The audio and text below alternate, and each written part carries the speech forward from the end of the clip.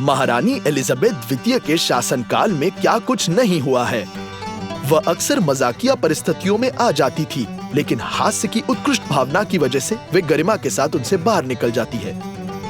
Elizabeth ने राजकुमारी होने के बावजूद एक महान उपस्थिति बनाए रखने की अपनी क्षमता दिखाई। एक दिन वह प्रसिद्ध कंडक्टर थॉमस बीचम के संगीत कार्यक्रम में आई और प्रदर्शन के बाद अपनी प्रशंसा व्यक्त करने के लिए उनसे संपर्क किया। लड़की ने विनम्र सवाल के साथ छोटी सी बात शुरू की, क्या कंडक्टर उसे याद करता है? लेकिन बीचम ने शाही व्यक्ति को नहीं पहचाना। ये तय करते हुए कि कई फैंस में से एक ने उनसे संपर्क किया और ड्यूटी पर सवाल पूछा, आपके पिता कैसे हैं? वे अब क्या कर रहे हैं? जिस पर राजकुमारी ने बस जवाब दिया, धन्यवाद, वे ठीक है, वह अभी भी इंग्लैंड के राजा है।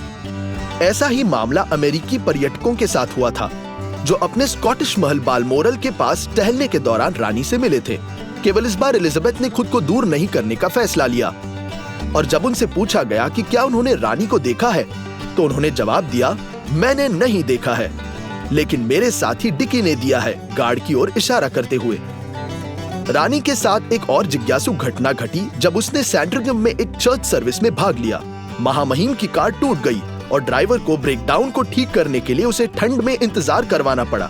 एलिजाबेथ यहाँ भी बोर नहीं हुई, पैरिशियन के साथ चुटकुले करते हुए इंतजार समय को मजेदार कर रही थी और ड्राइवर को खुश करना भी नहीं भूली।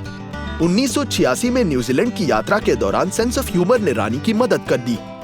तब स्थानीय प्रदर्शनकारियों ने अंडे को उसके कन्वर्टिबल कार पर फेंक दिया और उसके सम्मान में आयोजित एक भोज में एलिजाबेथ ने इस वाक्य को टिप्पणी जरूर कर दी। उसने एक जोक के साथ वातावरण को हल्का किया और न्यूजीलैंड लंबे समय से अपने उत्पादों के लिए प्रसिद्ध है और वह खुद नाश्ते के लिए न्यूजीलैंड के अंडे पसंद करती है।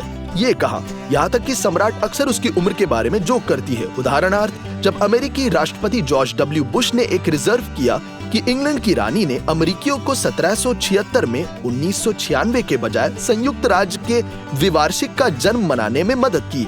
एलिजाबेथ तो बिल्कुल भी शर्मिंदा नहीं थी और उसने एक मजाक के साथ अपना भाषण शुरू किया, मैंने सोचा अपने टोस्ट को इन शब्दों के साथ शुरू करूं या नहीं, जब मैं 1776 में यहाँ थी। रानी की अजीब परिस्थितियों को उसके लाभ में बदलने की क्षमता केवल ईर्ष्या की जा सकती है। इसलिए 2015 में कनाडाई प्रधानमंत्री जस्टिन ट्रूडो ने रानी के लंबे करियर का विस्तार से वर्णन किया और कृपया बताया कि वह एलिजाबेथ के 12 साल के शासनकाल के दौरान कनाडा के 63वें प्रधानमंत्री बन चुके हैं। जवाब में उसने विडंबना से टिप्पणी की, धन्यवाद कनाडा के प्रधानमंत्री, मुझे इतना बूढ़ा महसूस कराने के लिए। और इन शब्दों के बाद ट्रूडो पहले से ही असहज महसूस कर रहा था। एलिजाबेथ द्वितीय ने केवल कॉर्गीज के लिए बल्कि घोड़ों के लिए भी अपने प्यार के लिए जानी जाती थी। और हाँ, जानवर अक्सर अजीब परिस्थितियों का कारण होते थे। परंपरा से जब रानी बालमोरल पहुंचती है तो वह रॉयल स्कॉटिश रेजिमेंट के गार्ड और उनके शुभंकर पोनी क्रूशेंट द फोर्थ द्वारा महल में द्वार पर मिलती है। इस आकर्षक बदमाश ने एक साथ कई बार खुद को अलग करके दिखाया है।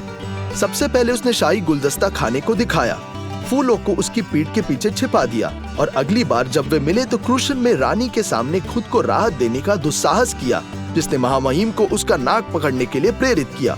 वैसे उसी पोनी ने एक बार प्रिंस हैरी को अपनी और मेघन की स्कॉटलैंड यात्रा के दौरान काटने की कोशिश की थी। एक और मजेदार घटना जिसके बारे में हम सम्राट की लैकी से जान सकते हैं तब हुई जब एलिजाबेथ और फिलिप बहरीन की सुल्तान से मिले। तीनों एक गाड़ी में सवार थे, एक अच्छी बातचीत कर रहे थे और फिर घोड़ों में से एक भयानक शोर के साथ हवा को खराब कर चुका था। महामहिम ने थोड़ी देर के लिए सोचा और कहा, मुझे इस घृणित ध्वनि के लिए बहुत खेद है। सुल्तान ने उसके साथ जवाब में कहा, ये ठीक है महामहिम, मैंने सोचा कि ये घोड़ों में से ही एक था। और आपके साथ क्या मजाकिया वाकया हुआ है और आप उनसे कैसे बाहर निकले हैं? अगर आपको वीडियो पसंद आए तो लाइक करना ना भूलें और सब्सक्राइब करें ताकि आप कुछ मिस न कर दें।